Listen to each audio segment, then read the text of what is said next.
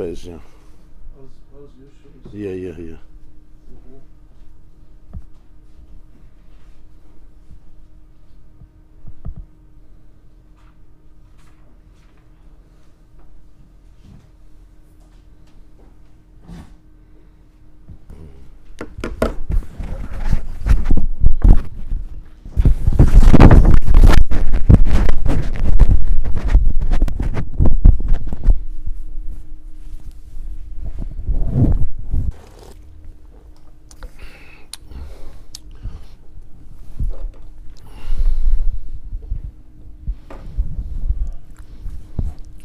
So we begin today Be'ezer Hashem a new Maimer on Parshas Chukas, Oz Yashir Yisrael. You see Chukas Samach Bais column 2, Daf Samach Bais column 2 or 123, the second column of the page, the middle of the page, right in the middle, Oz Yashir. This is a Maimer that the Balatanya said in the year Tovkuf Samach Vav, that's 1806. Probably was Shabbos Parshas Chukas, on this pasuk in the Parsha. Oz Yashir Yisrael es Hashira Hazois Ali Be'er Enula Be'er Chafaru Asarim Karua Nedivei Ha'am B'mechaykek B'meshanoisam Midbar Matana. The truth is that this is one of the psukim that is very, very mysterious, because the Torah doesn't give clearly the context of what happened. Suddenly there was a psashira, there was a song that the Jewish people sang. There's only two Oz Yashirs in Torah, Parshas B'Shalach and Parshas Chukas. The first Oz Yashir is very clear why they sang. There's a whole story before it, it's very clear. Vayosh, we say it every day, Vayosh Hashem Bayemahu as Yisrael mi'ad Mitzrayim, Vayar Yisrael Mitzrayim Meisas Vasayam, Vayar Yisrael Yod Agdei L'Shas Hashem B'Mitzrayim, Vayidu Vayaminu B'Hashem B'Moshe Avdei Oz Yashir Moshe B'nei Yisrael. After they walked through, they crossed through the Yams of the Red Sea, and they saw what happened, both to their foes and to themselves. Oz then Yashir Moshe B'nei Yisrael, Moshe and the Bnei Yisrael broke out in a song as Hashira Azois L'Hashem Vayemru Leimer Hashir L'Hashem. Here is the second Oz Yashir. There's no other Oz Yashir. They sang only twice. It's the same words. Over here it doesn't say Moshe. It says Oz Yashir Yisrael. It's also interesting. Over there it's Oz Yashir Moshe B'nei Yisrael. Here it's Oz Yashir Yisrael. But the Torah doesn't say what's the story that happened. The pasuk before that speaks about their travels and the fact that they had a be'er. Hashem told Moshe, bring the people together and I'll give them water. And then it says, Oz Yashir Yisrael Hashira Azayis. At that point, the Jews sang a song. And what was the song?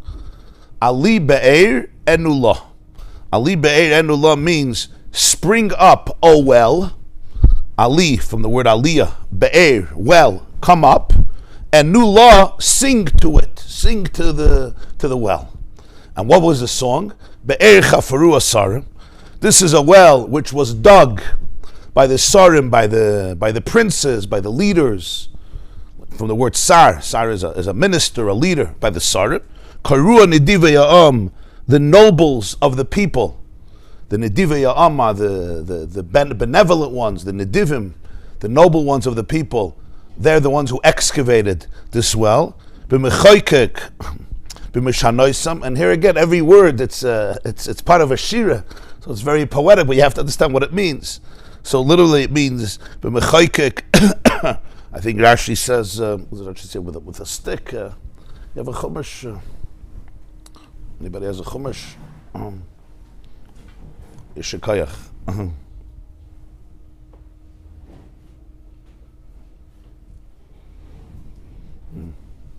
The bloya, yeah. A großen Dank.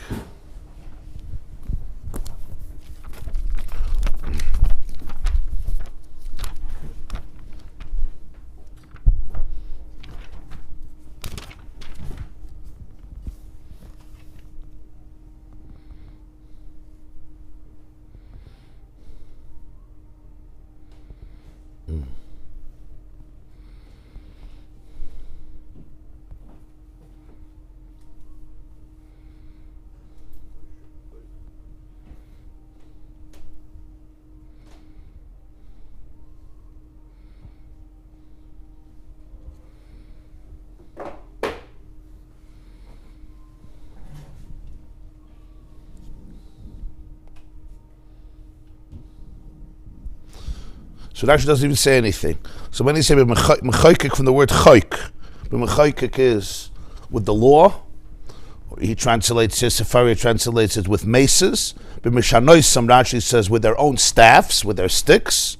Midbar matana, and from the midbar, from the desert, it was a gift. This is the shira. So it's a very, very, what happened? What are they singing about? Which be'er? What happened now? And here the Mefarshim all have different opinions. Rashi brings a whole story that happened. A whole story that happened where they tried to kill the Jewish people, standing on two mountains between a valley and destroying them when they went through and the mountains came together, and then in the well they saw the blood of their enemies. That's Rashi's interpretation. Other Mefarshim have different interpretations because the pasuk doesn't say clearly what made them sing and what's the teichen of the song. That's the context of this maimer as Yashir. So let's hine. So here he's gonna, Balatanya is gonna reveal a deeper dimension in this whole shir, in this whole song, what it represented, and what are the meaning of the words. Hine be'ed nikre knesses Yisrael. Be'ed is not just a spring, a well of water underground that we have access to, but be'ed is also, in Tanakh, it's a metaphor for Knesses Yisrael, for the gathering of all the neshamas of all the Jewish people. There's actually a clear pasuk in Shir Hashirim, Perek Daled, the Chasen, the Anila Doidi v'Doidi Li, you have there the relationship between the Chasen and the Kala, between Doidis, between the groom and the bride, and he speaks about the Kala, and he uses about her the word Mayan a few times, Mayan Chasam, Achaisi Kala, and then he says Mayan Ganim Be'er Mayim Chayim. She's a Mayan Ganim, a wellspring that irrigates the Ganim, the gardens. Gardens, of course, need water. Be'er Mayim Chayim, she is a living wellspring. Be'er, of course, is a well. Mayim Chayim, where living water flows. A spring, the water is constantly pulsating and flowing. It's called in Torah Mayim Chayim, living water. In other words, you can have two sources of water. You can have a cistern that you fill up with water, even rainwater, the classical mikveh. But right now, it's, so to speak, dead water. Dead water doesn't mean it's dead water. It just means the water is there. It's gathered in a pool, in a boy. Mayim Chayim is, it's alive, it's pulsating, it's flowing, it's vibrating. Like when you go to actually a mayan, sometimes you go to the mikveh in a mayan, and the water, the Arizal's mikveh in Tzfas, these types of mikvehs, where there's a mayim chayim, it's called living water. Usually in halacha, when somebody who's not pure goes to the mikveh, they don't need mayim chayim. They can go to a regular mikveh. It just has to have the halachas of a mikveh, what type of water and what type of bayit, etc. But there's a few situations where you need dafka mayim chayim. If you don't go to a mikveh of mayim chayim, it's not a tar. So he says over here the lashon is mayim ganim be'er mayim chayim. What's the connection? Why does he call the Kala? Why does he call Knesses Yisrael Mayan Ganim Be'er Mayim Chayim? Kihine HaBe'er Mayim Shenevas Mitachas La'aretz. A well, a spring, is a very interesting phenomenon. It's not in the place where you expect it. There's sources of water that come from above. For example, rainwater. Rainwater comes from above. You also have water that's lechatchila on top of the surface, whether lakes or rivers, oceans, ponds, etc., canals of water. But the Be'er Mayim is nevas, it flows mitachas la'aretz, it's subterranean, it's under the earth. That's why often you have to dig until the water comes to the surface on top of the earth. It's nevas mitachas la'aretz. But Hamayim, these waters, Heina Yerdim, the Balatanya is now gonna, the next shtickle is based on a sugya, a whole sugya, Meseches B'choros, Daf Nun Hey, Amid Aleph and Amid Bais. It's a long sugya about rivers and mikvahs and wells and springs. So I'm just going to say what he's going to be saying is from the Gemara over there. Hamayim hina yerdim milmayla min harba naharis. The water of the well that's under the earth comes milmayla. It comes from above, from the four rivers, derech sulma de pras, through the ladder of the Euphrates. I'll explain in a moment. Chuli. Va'ara chilchuli mechalchel chuli. And the earth is porous, from the word chalal. The earth is porous. Yordim hamayim derech gidei haaretz. The water descends through the veins, through the arteries, it's an expression of the earth, at shenasa mei be'er, until it becomes well water, shechoizrim v'noivim mitachas la'aretz milmata l'mayla. And now they come out from under the earth in the opposite direction, milmata, from a lower place, l'mayla, upwards to the surface of the earth, where the person can drink from it, or the animals can drink from it, or you could submerge in it and cleanse yourself from it, etc. What's the meaning of this? The Gemara speaks in Chaim over there, Daf Nun Hey, about the 4 rivers in Parshas Bereshis. It says, "V'nohar yotzeh me'Eden, Hashem had a Gan Eden." There was a garden of Eden where he put Adam and Chava to work. La'avda u'l'shamra. V'nohar yotzeh me'Eden lahashkas hasagan. There was a river that leaves Eden to irrigate the garden. U'misham yipared v'hayal arba rosh. From the garden, this river splits into 4 outlets.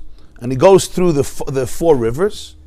You have a river called Pishon, you have a river called Gichon, you have a river called Chidekel, V'anar haravi hu pros. Usually it's translated Pishon, Rashi translates as the Nile Delta, which is the longest or the second to the longest river in the world, I think 4,000 miles or kilometers.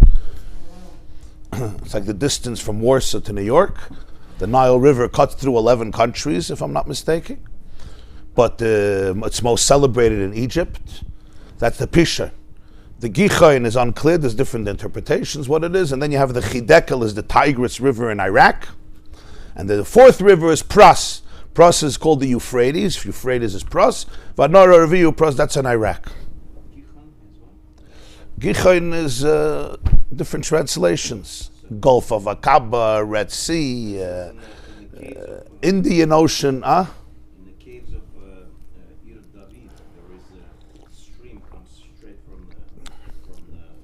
The Shiloyach. No, this map Shiloyach next to it. Yeah. It's called Gichon. Gichon. So they said that it's actually come from Eretz Yisrael, but it's... That the Gichon is in Eretz Yisrael, from Ir David. Okay, can sein. It's very, it's not clear. The Mefarshim have different interpretations what Gichon is. Look, Rabbi Aryeh Kaplan has an English rendition of Chumash called the Living Torah. So he brings there tons of opinions what Gichon is. So the Gemara says that all the rivers in the world ultimately come from these rivers. These are the 4 rivers. And even the first 3 rivers, they all get from Pras. They all come from the Euphrates. Frag the Gemara, Pras is the fourth one. So he says, V'anar haravi hu Pras. The original river that left Eden, that is the Euphrates. So that's the first one is Pras, Nahar Pras. The chshivas of Iraq in Chumash is very, Iraq is very prominent in Jewish history, in Torah history. Where Avram Avinu comes from, where Gan Eden was, somehow that region of the world is very special, huh? Amazon wasn't discovered. Yeah. So Pras is the original. So therefore, all the 4 rivers, the other 3 also come from Pras. So the Gemara asks a question, but there's wells that are much higher on mountains, Eina de Midloye, that are much higher than Pras. So the Gemara says there's Sulma de Pras, there's the ladders that come from Pras, which means when you say it comes from Pras, it doesn't mean it's direct, it's clear. It could be a ladder. What a ladder means is, it's just a metaphor of how water travels. Water travels in very, very diverse and complex and nuanced ways. It can go up ladders and go down valleys, go up mountains. And this is, he brings another Gemara from Chagigah Daf Chav Bais, Arech Chilchuli Mechalchala. The earth is porous, from the word Chalol, V'libi Chalol. It's not like the earth is so solid that water doesn't go through. The earth is porous, so there could be waters that travel, and therefore it comes from Sulma de Pras, from the ladder that comes from the Pras. So according to that Gemara, even the Be'eris, all the water that's underground, it comes from the water that's above the surface. But then the water goes through journeys, Gidei haaretz, like the blood that travels through the Gidim, like the blood that travels through the arteries and through the veins, until it reaches literally every part of the body, every cell of the body, and it's an unbelievable, complicated process, what we call the circulatory system, of how the blood travels through the Gidim. So that's a metaphor of Olam Gadol in the larger planet, of how the water travels through this chalchulim mechalchala, through the veins of the earth, which means through its pathways, until it reaches wherever it reaches underground, and then it comes out Mulmata Lamaila. So it starts off from the rivers and it starts off from the Pras, but through Sulamid the Pras, the ladder of Pras, the Gemara says, it ends up in below the earth, and then the Be'er Mayim Chaim springs up. This is the reason that the Jewish people are called Mayan Ganim Be'er Mayim Chaim. Kach Knesses Yisrael. The same is true with Knesses Yisrael. When you say Knesses Yisrael, what do you mean Knesses Yisrael? Knesses Yisrael means Knesses. Knesses means the kinos, the gathering of the Jewish people. It doesn't mean the Knesset in Eretz Yisrael. That's a complicated institution. Well, we're talking about a different Knesset Yisrael. Knesset Yisrael means the gathering of the Jewish people. What's Pshat, the gathering of the Jew? You're talking about one Jew, a second Jew, you're talking about a shul. So he says, he mucker neshamas Yisrael. Knesset Yisrael is the source from where all the neshamas come from. That's why it's called Knesset, because all the neshamas are collectively gathered there. It's not one or the other. It's mucker neshamas Yisrael. It's the source. So he says, he ba milmaila. It comes from above. The source of Knesset Yisrael comes, every single neshama, and the source of all the neshamas comes milmaila. It's divine. First it began as a Mayan Ganim, as a well that irrigates the gardens. Bais Ganim, 2 gardens, Gan Eden Elyon, Gan Eden Tachten. The higher Gan is Ganim, there's 2 gardens, because generally we speak about a higher Gan Eden and a lower Gan Eden. Shabbat b'ishtal shalu sa'olam is derech Gan Eden Elyon, derech Gan Eden Tachten. The neshama is even higher than Gan Eden. Like we learned in the previous Maimarim, in Bahar, and other Maimarim, Yisrael, all the Machshava. The neshama comes from above. Just like the rivers are above the earth, and the rivers themselves, a lot of their water comes from rainwater, l'metar hashamayim tishtamayim, which also comes from above, obviously, and it descends from the clouds onto the earth, into these rivers, or into the seas, or into the oceans, the lakes, etc. And then the neshama goes through mayan. It becomes a mayan that's ganim, that evolves and irrigates Gan Eden Elyon and then Gan Eden Tachten. And that's the place where the neshama was before it arrives into this world.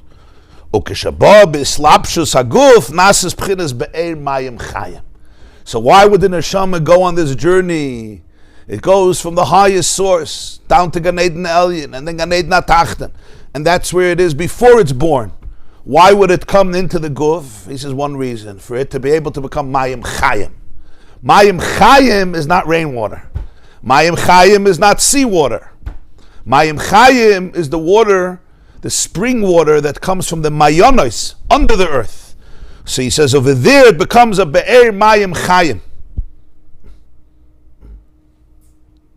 That's why it says, B'yadcha, it says in Kabbalah, B'yadcha afkid ruchi, what we say at the end of Kircha Shalamita, B'yadcha afkid ruchi, Padisais Hashem Kalman, B'yadcha afkid ruchi, Hashtevis Be'er. Bais, Aleph, Reish, B'yadcha afkid ruchi, in your hand I deposit my ruach, my spirit, which we say at night before retiring to sleep. That's Be'er. We'll see the connection why you say it at night. But the Nikud is, it's afkid ruchi, because the Neshama is the Be'er. When it comes into the Guf, it's like the water coming under the earth, and now suddenly it's completely eclipsed by the earth. And here it becomes Be'er Mayim Chayim. Shechoizrim v'oilim v'noivim ilmata l'mayla b'yitziyasam in arteikei ma'aser aguf lo'er Be'er Chayim. This is when the neshama resurfaces. It's not the first time it surfaced. It's choizrim v'oilim, and this time the direction is mimata, from a lower place l'mayla to a higher place, as it comes out min arteika. Narteka is it's lavush. It's what's the word? The shemesh. It says the shemesh has a nartek, like a shield, a cover that covers it, like in which a person has a nartek that holds it, or sheath. So when it comes out of the nartek, he meiser haguf, from the confinement of the body, lo Be'er Chayim, to shine with the light of life. That's when the neshama is called Be'er Mayim Chayim, and that's why he uses the word Lo Be'er Chayim, because it's Chayim. So the introductory idea here is that Be'er Mayim Chayim is Knesset Yisrael. Yashirim called Mayan Ganim Be'er Mayim Chayim. Why? Because the definition of the Be'er is that it comes, according to the Gemara in B'chayres, from above. It goes into the earth and it travels wherever it travels, under the earth, the earth is porous, and from there it comes out to the surface. And that's the Be'er Mayim Chaim, and that's the journey of the neshama. It starts above, way above any confinement, way above any limitations, way above anything that conceals it or imprisons it. It goes on this journey where it becomes Be'er Mayim Chaim. What this journey looks like, that's going to be one of the big themes of the Maimer. As we shall see, the clearest water and the freshest water is which water? Which water? Which is the most good? The spring water, the living water. You would think the clearest and freshest and most sparkling water should be which water? Not the water that's been sitting for thousands of years with dirt and with gravel and with rocks and with pebbles underground. That's going to be the worst water that comes out. But it's exact opposite. You have to be careful before you drink water from a river. You have to be careful. You have to know what bacteria is in the water, of course, how salty the water is. It has to go through a filtering process. As we will see later in the Maimer, the Rebbeinu, and today we know it also in geology, the Rebbeinu Shalom created under earth an unbelievable filtering system. It's nicht zu glauben. You would think somebody spends thousands of years over there. They have to shake themselves off when they come up. You have to go to a Bais HaMerchitz for a few years to clean it off. The water comes out, there's no water like that. Right? You find a Mayan, even when you go to a mikveh in a Mayan, it's a whole different feel. It's even better than the water that comes, our top water, that's clean and it's hot and it's warm. It doesn't come close to the Be'er Mayim Chaim. A special taste too, yeah. Yeah, everybody buys it. Instead of drinking the water that comes to the house, everybody buys that water. Mayim Chaim, yeah. So it's a paradox. And that's true about the neshama. The reason it's like that physically is because that's the whole system of creation. The neshama is the purest of the pure. It goes into situations and places where everything becomes challenged, everything becomes covered over. And sometimes the mayim goes through serious challenges. It's not like it stays on top of the earth and it observes. Sometimes it goes very, very deep. And it's full, it enters rocks and boulders, and it's covered with earth. And then it's noiveya melmata lamayla, and that's where it becomes mayim chayim. That's the story of the soul.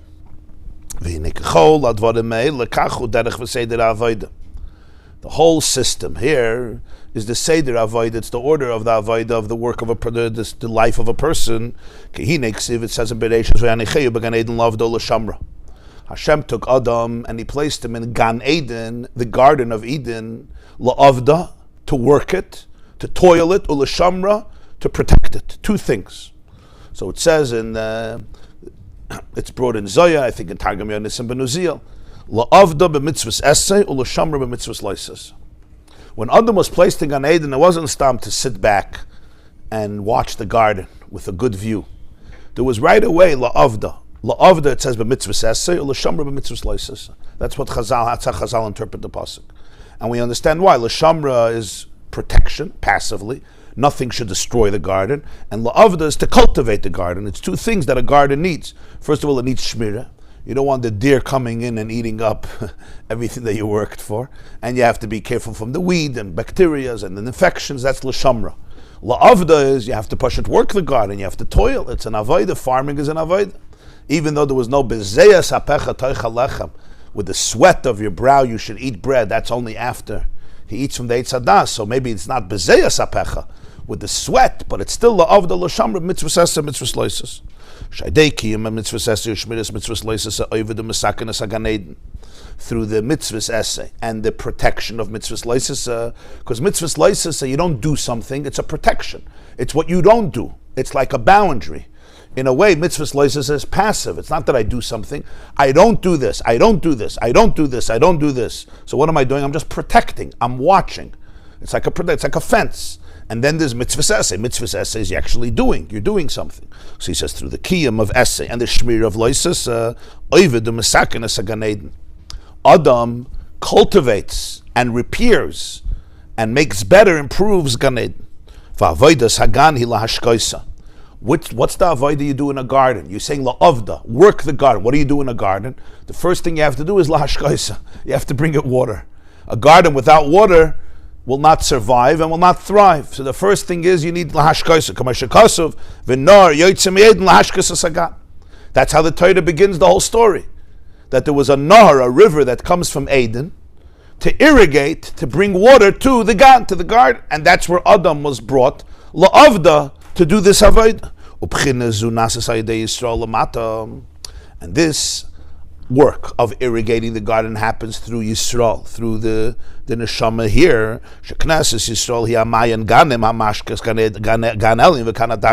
As we said, the Knesset Yisrael, the source of Neshamas Yisrael, is called Mayan Ganim. Be'er Mayim Chaim. But here we're not talking yet the Be'er, we're talking about the first stage. Mayan Ganim, it's a well that irrigates the gardens. It's mashke.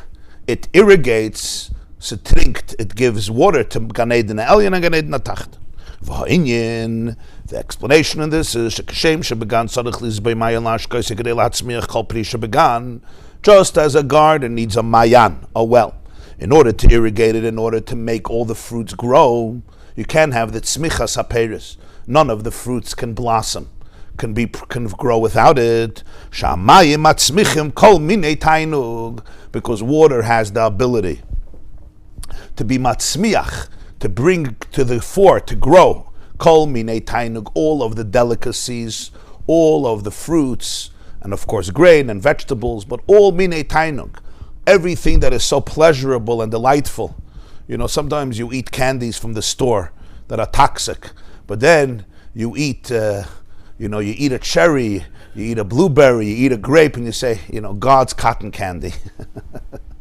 God's cotton candies. He says, Amayim atzmichim, kol minei tainug, all the natural tanugim that Hashem put into the world, Hashem's cotton candy, Hashem's tainug. This expression, Amayim atzmichim, kol minei tainug, is actually from Reb Chaim Vital. Stam, it's an interesting expression. Reb Chaim Vital has a sefer called Shari Kedusha. He was the student of the Arizal, and he speaks about the four elements, Eish, Ruach, Mayim, Afar, in the person, what they represent. So he speaks about Yisoid ha'esh, Yisoid ha'ruach, Yisoid ha'mayim, Yisoid ha'afar. So he says Yisoid ha'esh in the animal soul is kas and gaiva. It's brought in Tanya in the first chapter. Kas and gaiva is anger, arrogance. Yisoid ha'mayim, he says, is koyach ha'taiva. It's the power of craving, is mayim. Because hamayim atzmichim kol minei tainug. And then there's ruach, which is hululus, latzonis, spiders, vadim betelim. And then there's offer, which is atzlus and atzvus, laziness and depression.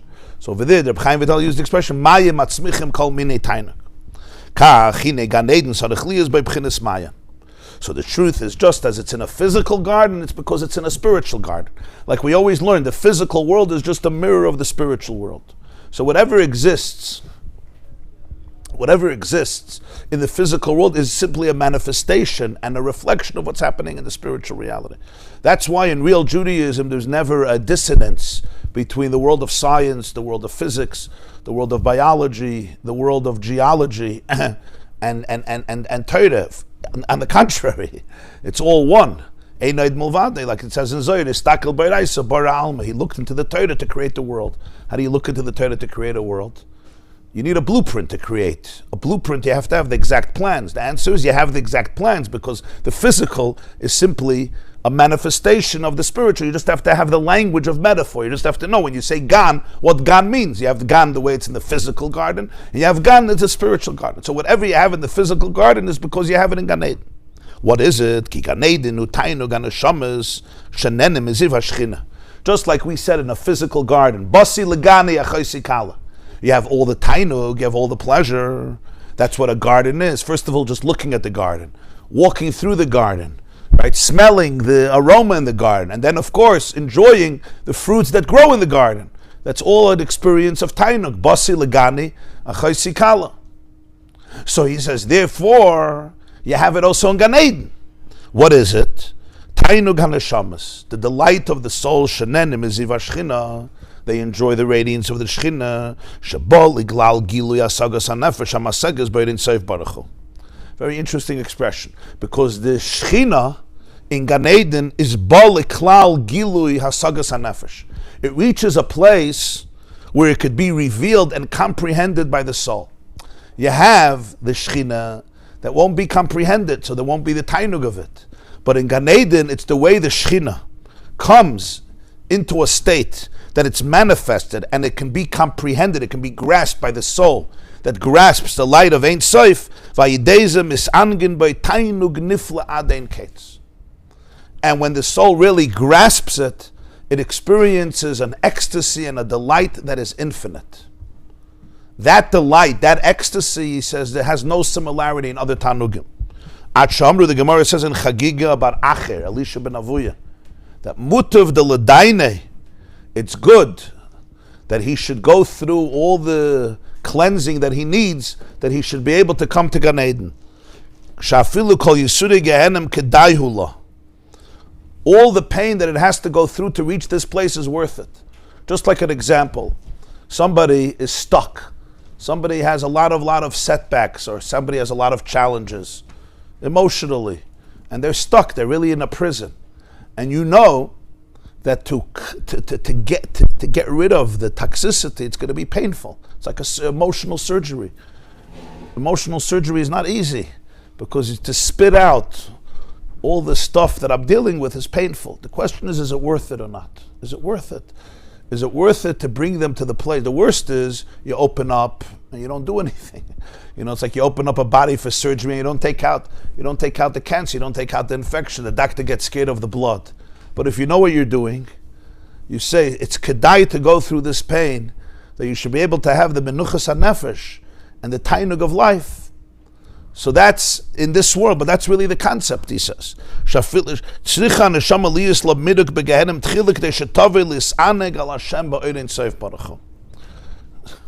a very interesting definition of what Gehenna is.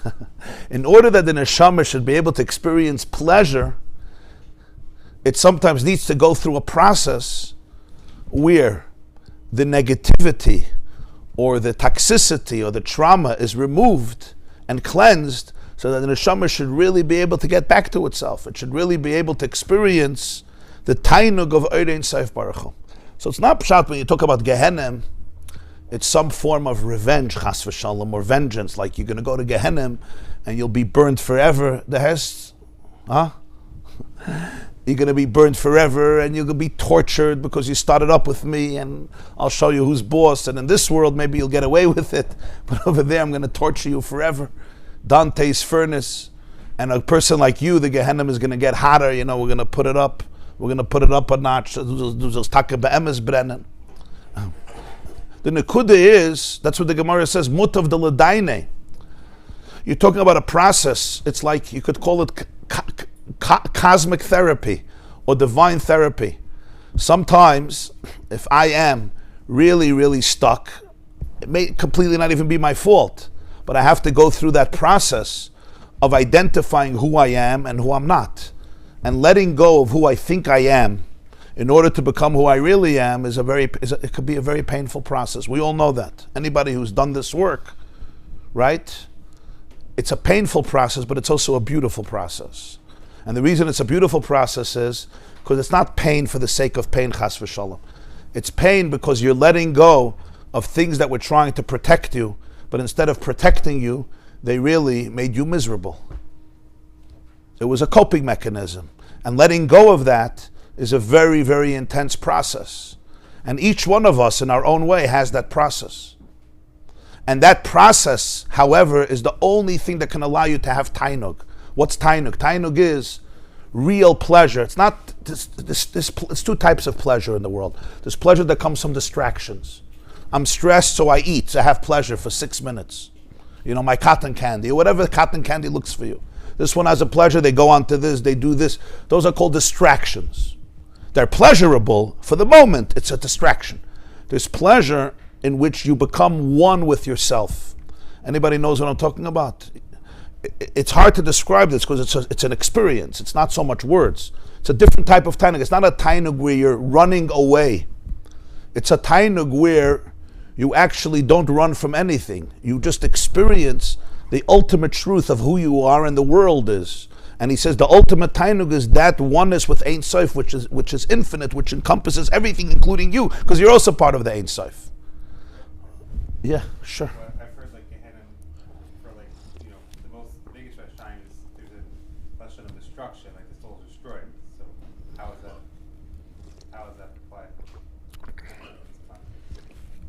Well, that doesn't apply to you, so you don't have to worry about that. But this is quoting the Gemara. The Gemara says in Chagiga bar Acher, Elisha ben Avuya, who was a pretty big Rasha. Sheyada b'chvaydi Yomarad. You know, we have in Chazal, we have hundreds of Tanaim and Amirayim. We only know about one who's OTD, who went off the derech. Only one, and he was the Gadol Adar. It created a trauma because Elisha ben Avuya wasn't Katlakanya. He was the Rebbe of Rabbi Akiva. So the fact that he left Yiddishkeit was a very severe, and the Gemara says even about him, mutav de ladai, let him go through the din, and he's going to come to Alma Dasi. What you're asking is that the Gemara says in Rosh Hashanah that Gehenim kala v'heim einam kalan, yeah, that some neshamas, such rishayim, the Gehenim will finish, the fire will burn out and they won't. In other words, no Gehenim is enough for them, right? So it's actually very interesting because the Harizal writes on that Gemara fakert. The pshat in Gemara is Gehenim kala. The Gehenim will ultimately finish. V'heim einam kalan, but their neshamas won't finish. You understand? In other words, it's unbelievable. Taich Gehenim, usually a taich Gehenim kala. No Gehenim is enough for you. The fire will burn and burn and burn and go out, and you'll still be there. He says fakert. It means that sof kol sof, every neshama is going to have a tikkun. Why? Because ultimately, if it's a chelik elikami mal, so a part of Hashem is not going to be destroyed. You understand? So now there's different levels. What the neshama has to go through. You know, usually we say Kaddish 11 months, right? Why 11? Because it says that even a Russia, the mishpat is only 12 months, and you don't want to make that your father or mother needed the 12 months. So every Jew says Kaddish only for 11 months. Because even a Rasha, the Mishpat is not more than 12 months. Now you have different Neshamas that go through their journeys. But the Nekudah here is, what's the Nekudah of Gehenim? The Nekudah of Gehenim is that sometimes I have to go through a process in order to be able to experience the ultimate Tainug. Because what is the ultimate Tainug? The ultimate Tainug is the Tainug of the Hasaga and the Ein Sof. Hasaga here doesn't mean intellectual comprehension. It means you become one with it. It completely engulfs you internally and externally. Make sense? Did I answer your question?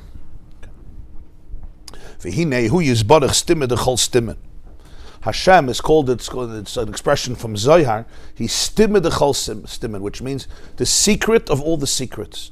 Stimma means that which is concealed, sasum. It's concealed, it's closed. But it's stimma de chol stimmen, which means even the highest concealed realities can't be toifus, that which is stimma, even from chol stimmen. It's beyond that which is beyond. So how is there a concept of Gan Eden where there's a gilu, there's a manifestation? It's the opposite of stimma de chol stimmen. Stimma de chol stimmen means it's completely concealed. And gilu hasaga means it's revealed and it's manifested to the point that there's a comprehension of it. How does that happen? So Gan Eden needs water. The Gan Eden needs water. So this depends on the on the Hisayrus, the arousal from below. This is the whole reality of Torah and mitzvahs. The mitzvahs that are manifested within physical realities, for example, all the karbanas, the offerings which are animals, or trumas, or maisras, the tithings of the grain, which comes from vegetation. With the mitzvah of tzedakah, which comes from money, which is daimim. So he went through here the three categories of chai, tzemeach, and daimim. Karbonas deal with the chai, with animals. Trumas and maisras deal with tzemeach, fruits, vegetables, grain, dagan, tirish, yitzar. And then you have tzedakah, which deals with daimim, copper, gold, silver, minerals, metals, inanimate. Or today it's a green dollar, or a check, or a credit card, whatever you want to call it. Then there were no credit cards or green dollars. But you have matbeis, you have coins, it's all daimim. The shirish, the source, and the yisoid, the foundation of all the mitzvahs, is very, very high. B'harei kodesh, in the mountains of holiness. Because basically each mitzvah is a manifestation of Hashem's Ratzon, Hashem's will, and the light of Ein Sof.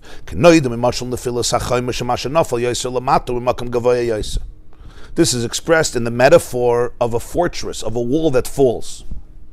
When a wall falls, that which fell much further comes from a much higher place in the wall. When the Chaima falls, so if a rock falls off the lowest part of the Chaima, it will usually fall close. If it falls from the higher part of the wall, it falls much further. If the whole Chaima falls, which part is the most distant from the Chaima? The highest, not the lowest. The lowest part of the wall stays right there. The highest part of the wall, when it falls, it's much, much further.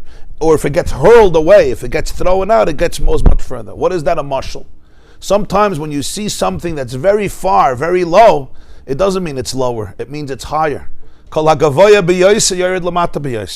Just like you see it by people as well, right?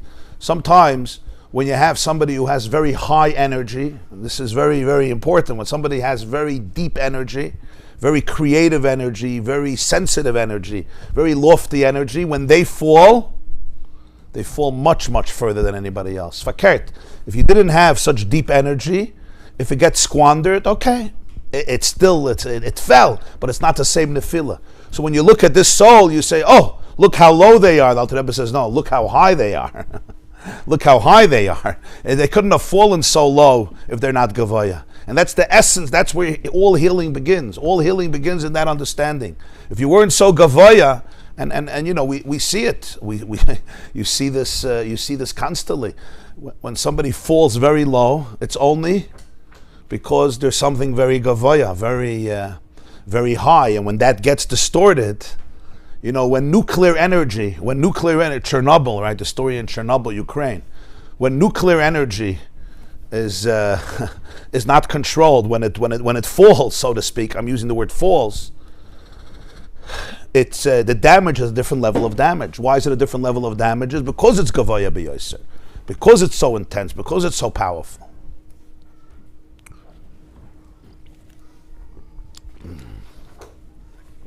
The Chaim says this in Parsha Shmini.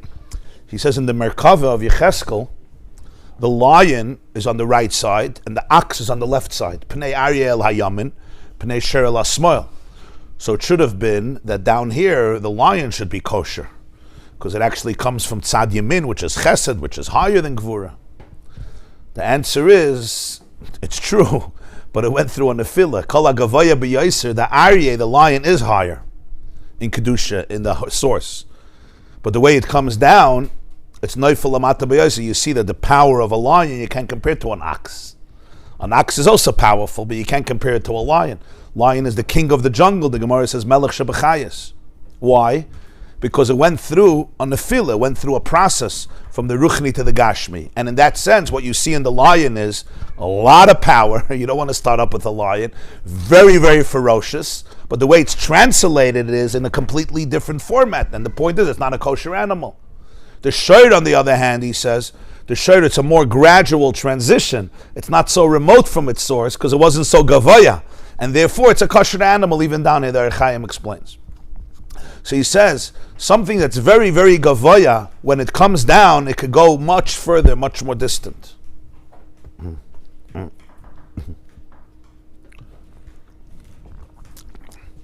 was once talking to a group of secular Jews who are very, very successful people, and it was in Manhattan, and very creative people, and involved in all types of things to repair the world, tikkun olam. So I said, you have to understand the Jewish people, okay? A Jew without Torah is like Mozart growing up in a house without a piano. What would have happened to Mozart? He had a piano, and at three, when he was 3, he started to write symphonies. But what happened if he grew up without a piano? He was one of the greatest musicians, one of the greatest composers in history. What would have happened? The genius would be there, but it wouldn't have an outlet. So where would it go? Huh? He would blow up his school. He would blow up his house. He would express it. The piano gave it a beautiful outlet to create genius music. But the energy would have been there, but it didn't have an outlet. So I said, every Jew is a little Mozart. Lahav, every Jew is a Mozart. That's what the Gemara says, Al tigu b'Mashiachai, elu tinoika shel Beis Rabba. Every child is a kleine Mashiach.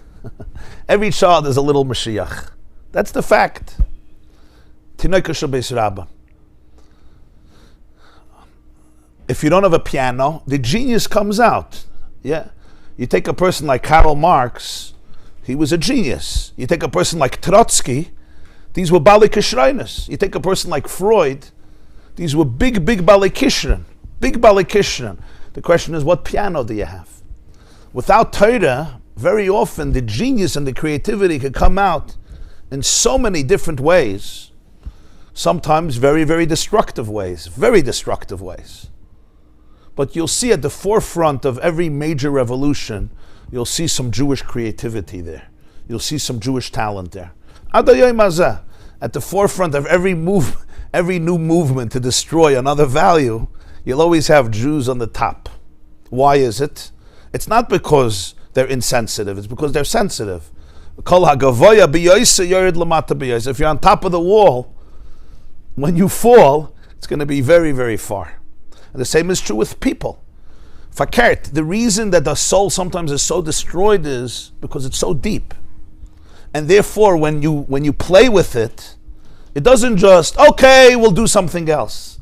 That whole energy has to go out and become, to put it differently, I once told you, I heard from Dr. Twersky, Olav Shalom. He said that when you look at addicts, you have to understand that they're usually the more spiritual people. Because they're spiritual, so the regular distractions don't work for them to fill up the void. So they have to go to extremes in order to be able to deal with the emptiness that comes from the lack of having a relationship with God. So they can't just drink a little bit. Another person, you take a drink, go to sleep, right? Another person, fine, he does a little thing. No, they have to go all the way. They're radicals. Why are they radicals? Because their souls are deep. So this is a very important yesod in Torah Baal Shem Tov. It's an important yesod because it tells you how to look at it. You have to see it with the right way. It doesn't mean it's not lamata, but it means it comes from gavoya. And the way you're going to fix it is not by telling it, don't aspire so much. Don't aspire to such high things. No. I come from a very high place. If you don't bring me back to that place, I won't be able to find the healing. They come through Torah?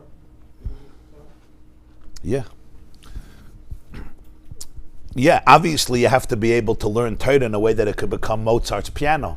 Sometimes a person could learn Torah and it's, it doesn't necessarily bring out the best in them. That depends how you learn Torah. The Gemara says in Yuma, Zacha nasa loy sam Chaim, loy zacha nasa loy sam Mavis. The Gemara says about Torah, if you're Zoicha, the Torah could be sam Chaim. If you're not Zoicha, it could chas v'shalom be poison. Torah. How can you say that about Torah? So the answer is, it doesn't say that Torah is nasa sam Mavis. Nasa loy sam Mavis. For him it becomes a sam Mavis.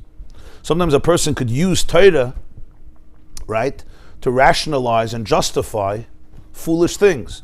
Sometimes a person can use Torah to become more repressed and more stifled. A person, just like you could decide that your piano is a washing machine, put detergent on it.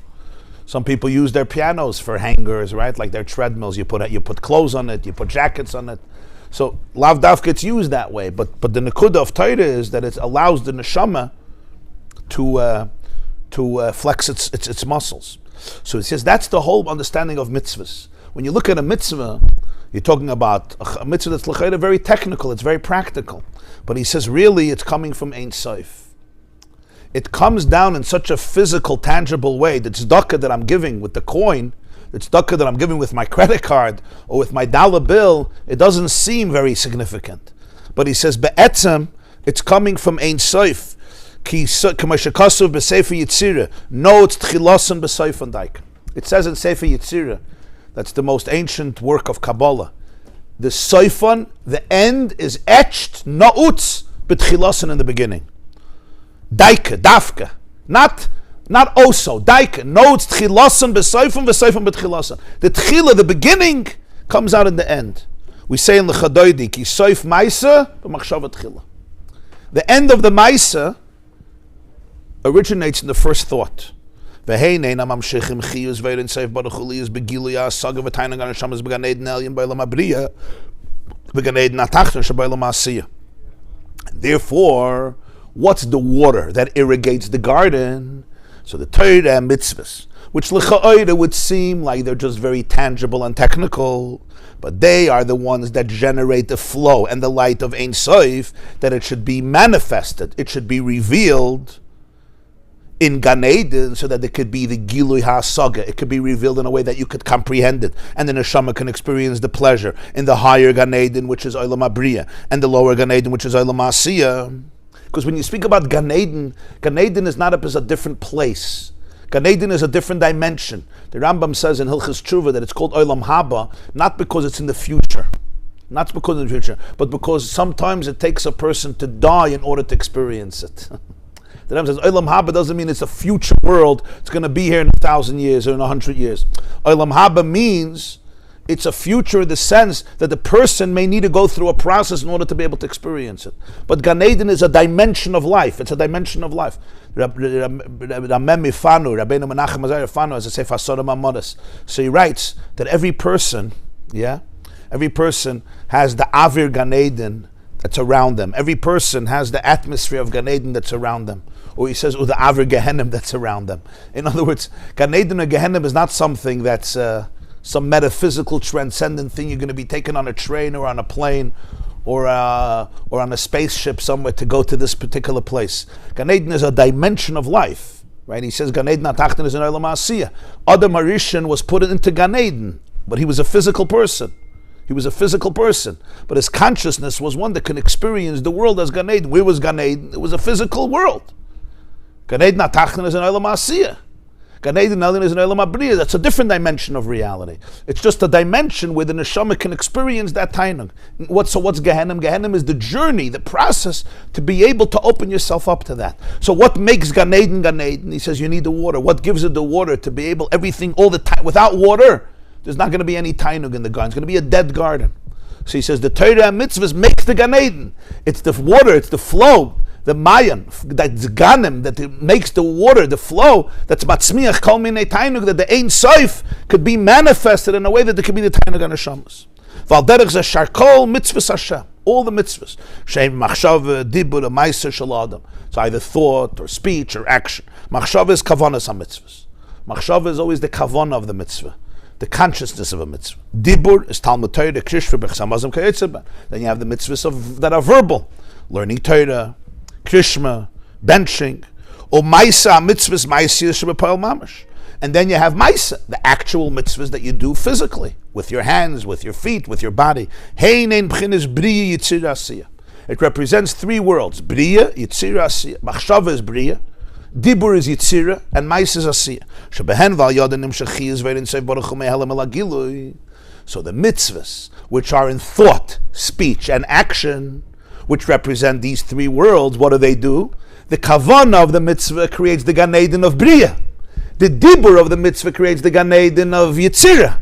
And the Ma'aser of the mitzvah creates the Gan Eden of Asiyah.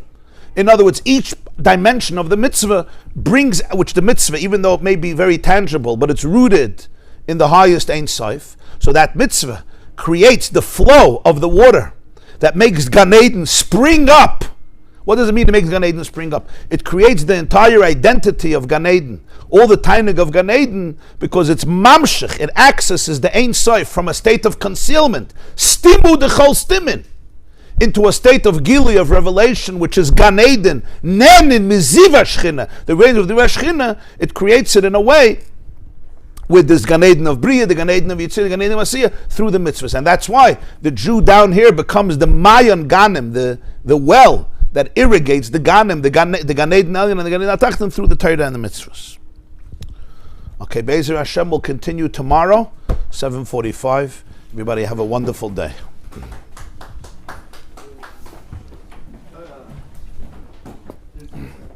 There is a tension between the dimensions. Yeah, of course. It's going to get more detailed. He's going to explain more detailed. The connect. We still have to get back to the Be'er Mayim Chaim. This is all the introduction. There's still the Be'er Mayim Chaim Nakuda. Yeah. Would you folks for Shabbos? Yeah, if I could, just you can email me. You have me? I'll give you. Also.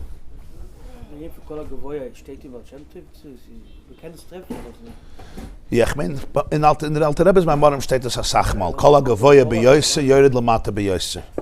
Aber... Später treffen sie Kabbalah, aber nicht das alte Rebbe. Ist eine Stoff von Baal Shem Tov? Das sagst du der Chiddush von Alter Rebbe? Einer hat gesagt, aber... Ja? Interessant. Interessant. Ich darf beide sein, der Minion. Der Alter Rebbe in meinem Mann sagt das als Sachmal. Kol ha-gavoya beyoyse, yored lamata beyoyse. Als kommt herab mehr lamata. Zeresh hat gesagt, Haman. Mativa shel umazu, when they go up, when they go down the lowest. When they go up, huh? Zeresh hat gesagt, Haman. Im Mizera ha-Yehudim Mordechai. Yeah. Once you fall, you're not going to get up so fast. In Mizera Yehuda Mardechai. Kshein Yordan, they go down very deep. But Kshein Oilin, Ad L'Koich V'Hashamayim. It's Haba Hatalia. It's not. It's Haba Hatalia. If you go up so high, you go down so low. If you have a plane that's going fast, right, it goes up very high, and Chas v'Shalom, if it goes down, it's when something is deeper and bigger. If it's destroyed, the damage is much deeper, right? Because the energy there's much more at stake. If you invest in a company $1,000, you lose it $1,000. If you invest in a company a lot more, it's a deeper loss, huh?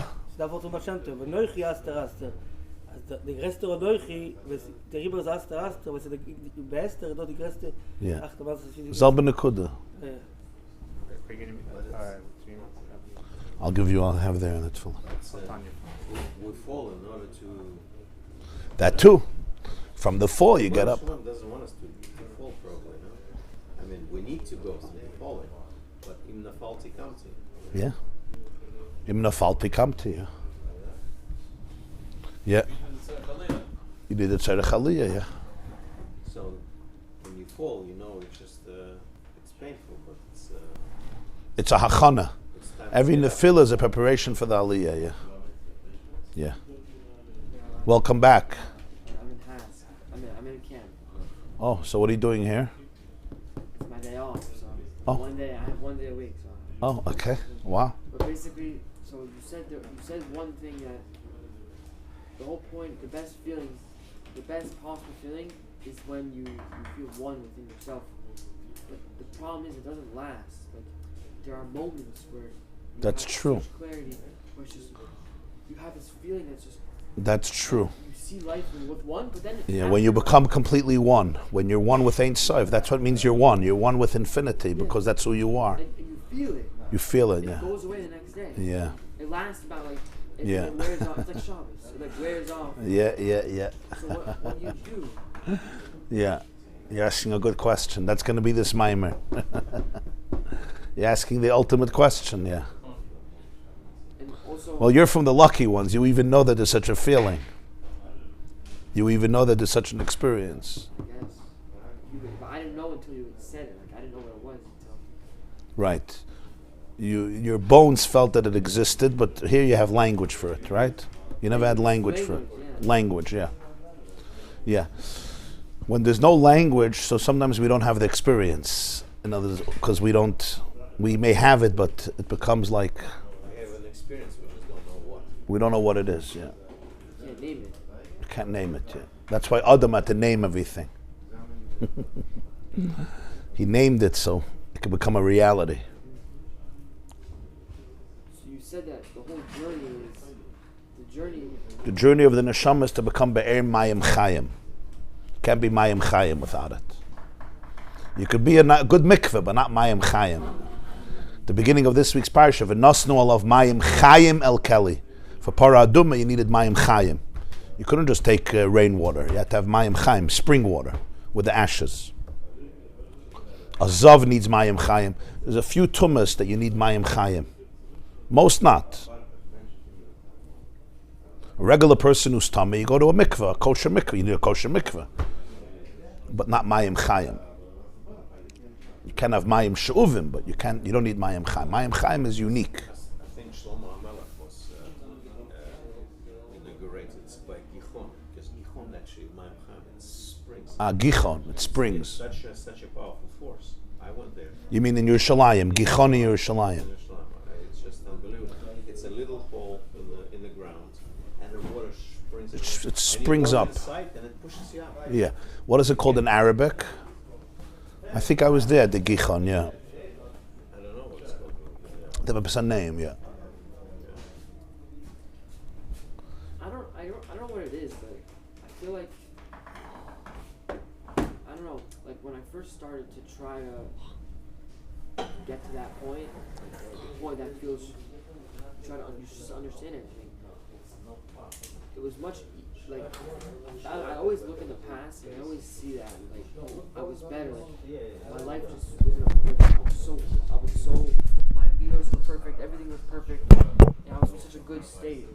But then I look at myself now, like majority of the time, I see myself in such a low state, but then there are points, something happens and but then it falls back down. But I feel like now it's like constantly in a low, but then sometimes it's in the high, and I don't understand it. Like, it says over here, you're saying that in order to get to the oneness, the resistance has to be really high. Like there has to be a lot of pain. In order to be true with yourself, there has to be a lot of pain. But I don't understand it because it's just like there's always pain. And I'm growing. Like I'm trying to go, but it's only pain, and then sometimes there's no pain, and then it's usually pain. Which I don't understand. That's a preparation. I don't know, I have to hear more. I mean, listen, you know, there's two types of pain. There's a pain that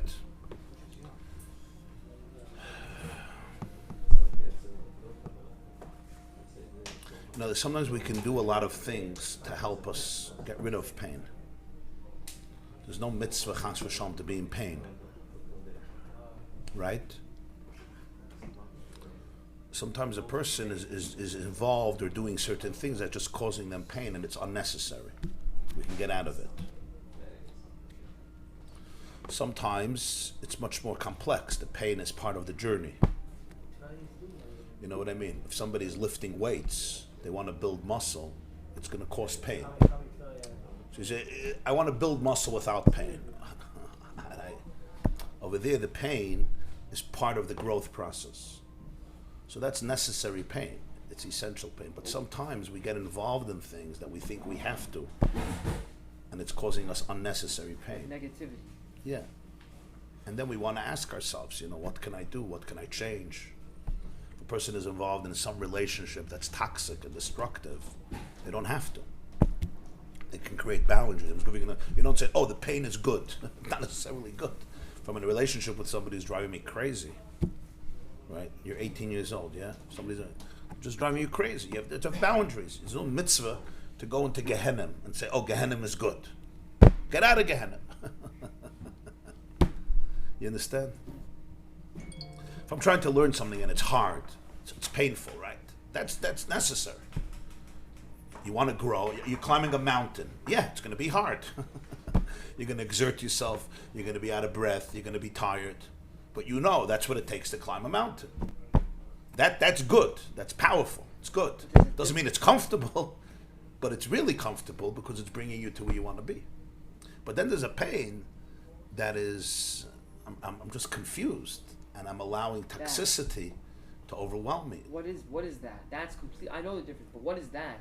So that is where a person doesn't know who they are and who they can be, and they allow themselves to be pulled in many directions and to be overwhelmed by things that don't belong to them. And that's where you have to be able to prioritize your life and say, this is where I go, this is where I don't go. La'avdo l'shamra. You have to protect yourself. You have to protect Gan Eden. You have to build a fence. Makes sense. I think so. La'avdo l'shamra. You have to protect your Gan Eden. I told you the Ramemi Panu says every person walks around and the atmosphere of Gan Eden is around them, right? You have to protect it. You have to protect it. You can't just let everybody infiltrate it and take it away. Protect it in a good way. You don't want to let Gehenna come into your Gan Eden. All the mitzvahs loisa say essentially is a form of protection. It's protecting a person's energy, protecting a person's soul. There's what I take into my mouth, there's what I take into my ears. If somebody's talking to me, things are going into my ears, they're going into me, it's food. There's physical food I take into my mouth, and there's food I take into my ears. There's food I take into my eyes, it's all food. Food is energy. Food is not tomatoes and potatoes and popcorn or steak. Food is energy, right? So there's energy I take in here, there's energy I take in here, there's energy I take in here. There's energy I take in here. There's energy I take in here. So you have to protect what's going in. I'm not going to eat glass. I'm not going to eat poison. Why not? Because it's going to create Gehenna in my stomach. So the same is true with everything. Every relationship a person is involved in, a person needs to be protected. In a very good, meaningful, and positive and loving way. And if not, I may be derailed. I may become very affected and overwhelmed. Is there a way to know what the right boundaries are? So you have the boundaries of Shulchan Aruch. That's one level. But then every person needs to know who they are. In other words, there are boundaries that you can't create. There's not one boundary for every person. You have to know who you are, who you're not. What are your priorities? What's your mission? What's your shlichus? Where you could go, where you can't go. That's very individuated. There's boundaries that we all need. Mitzvahs loisasa, like he says, l'shamra mitzvahs loisasa. But within that, every person, lech lecha, you have to go to yourself. You have to know what are the boundaries that you need to protect your Gan Eden.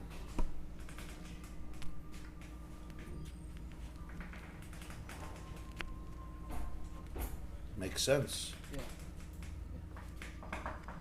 You're 18, you're lucky you're asking these questions now. Some people ask them when they're 49. Or 59. Some people don't ask it. Maybe they're lucky.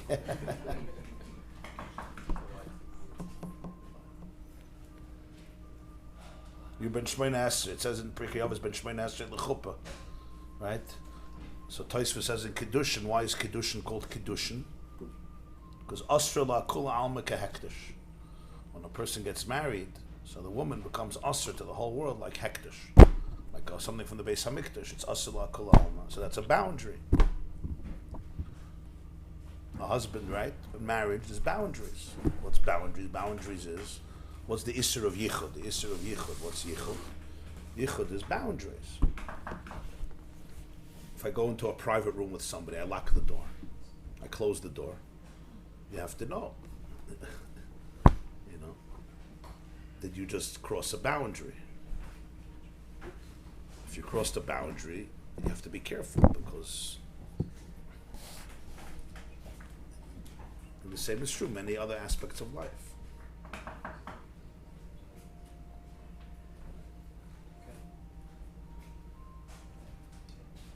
I wish I can come to this class every single day. Every single time I come here, it's like you said it one time. Like one time I came, you said that Likkutei Torah, like this is you feel you're connecting with yourself. Like, you feel like the truth. You could listen online. It's way better in person. I do listen online a lot. Gewaldic. Yeah, I do listen online. You're in Hask, you're in Camp Hask? Yeah. You're a counselor? Yeah. Wow. Amazing. It's an amazing place. Which bunk? 156. Well, Gewaldic, okay? That's a very special place. I was there. Yeah. Yeah? Okay, everybody have a beautiful day.